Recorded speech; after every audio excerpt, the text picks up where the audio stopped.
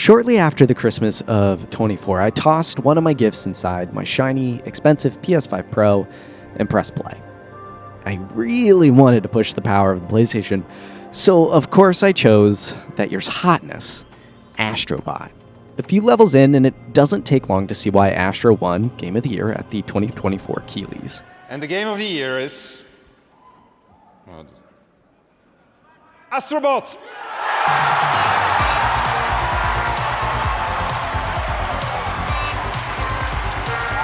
PlayStation had created their Nintendo EAD-style team. The gameplay is in perfect harmony with its developers' goals and designs.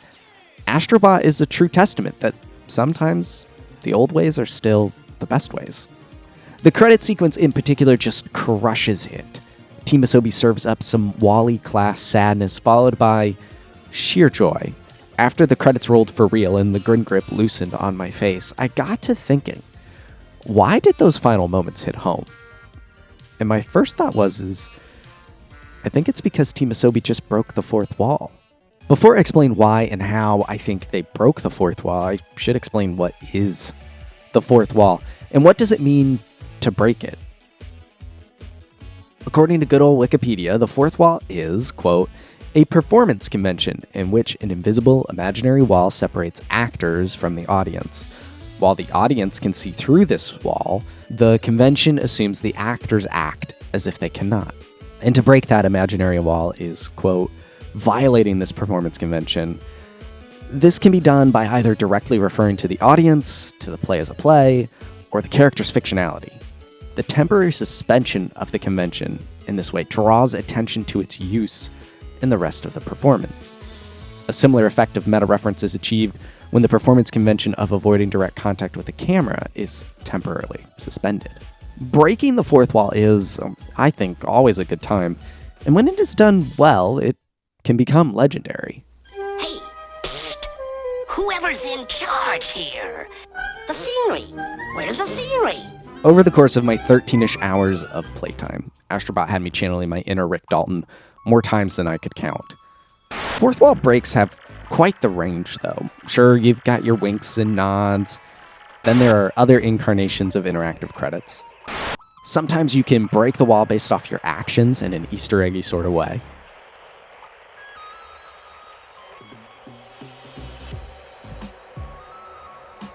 The great ones, the ones that stick, take advantage of your expectations.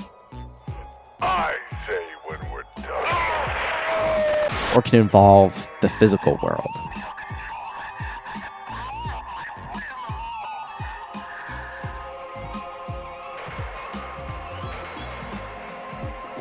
In the realm of video games, it is not always accurate to think of it as a wall, per se.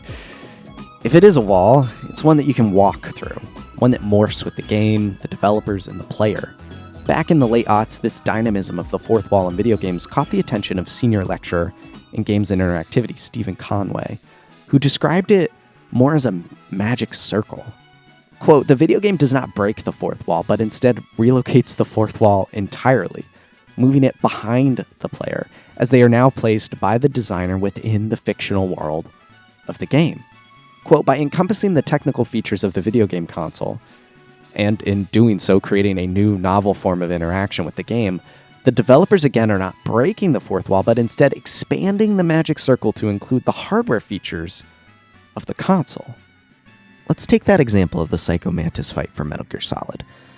That encounter alone takes the circle and expands it out to a mind-bending experience by reading your memory card data,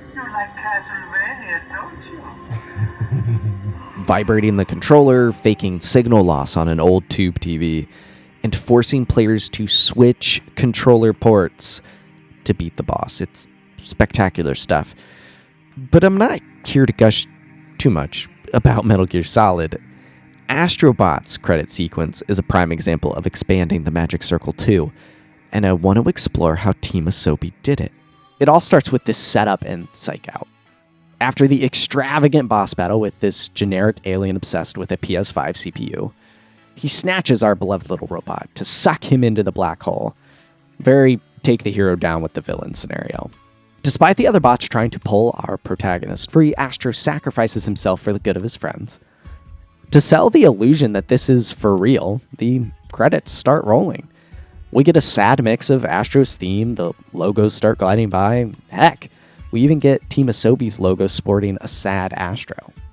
This is all in the name of priming the emotional pump. From the bombastic finale and the battle, the devs want to bring your heart rate down before one more thing. Team Asobi wants to pull you in by your heartstrings, and this cutscene puts them in tune. They use this psych out as a transition into what I have been calling their Wall-E moment. Astro is spit back from the depths of space in a very reverse Team Rocket sort of way, and as a result, is in dire shape. Your collected community of bots springs into action and begins offering up spare parts to restore Astro to life. Instead of being a cutscene, Team Asobi wisely puts it all on the stick, mirroring the PS5 rebuilding moments after each previous boss fight. The player knows immediately what to do, and therefore can sink in emotionally through engagement. They are pulling you into the walls of the game instead of keeping you outside as just an audience of one. They are also re-establishing expectations. You've done this at least 4 other times. While emotional, this is a logical conclusion to the grand adventure. A lesser game would have stopped there. As you get ready to poke that little heart inside Astro, you might not be expecting just one more thing. The DualSense zooms by, the music swells, and that's where Team Asobi can truly surprise us all one more time. The level title card flies in just like you've seen before, and the joyous rush of one more time takes over. The level is a greatest hits of Astrobot, from mechanics to PlayStation consoles. Everything is here. The slickest bit is that every time you land on a PS1 memory card, the name of a developer flies up in signature PlayStation-colored voxels. The makers of the game are being honored in the game as a key part of the game. You find yourself paying more attention to each name as it comes up because you are active in making them appear. You are on platforming autopilot, soaking in the celebration of the game, the developers, PlayStation's history, and of course, yourself. Seriously, you deserve thanks too, because without you playing the game, there's no credit sequence. No one to enjoy all the nods, references, and acknowledgements. Your interacting with the game is what let the developers bring you inside.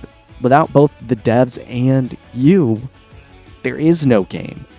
There is nothing to celebrate. There is no magic circle to be brought into. The fourth wall, or the magic circle, cannot exist, and therefore cannot be broken without an artist and an audience. There is no magic to experience, no reactions to savor, no fabric of space-time to rip, no gods to battle, no rocks to be hawked, no memory cards to be read without both the thoughtful, intentional, passionate designer and the eager, engaged, skilled player. For the circle to expand and for these moments to be remembered, studied, and celebrated, we all have to come together and play the game.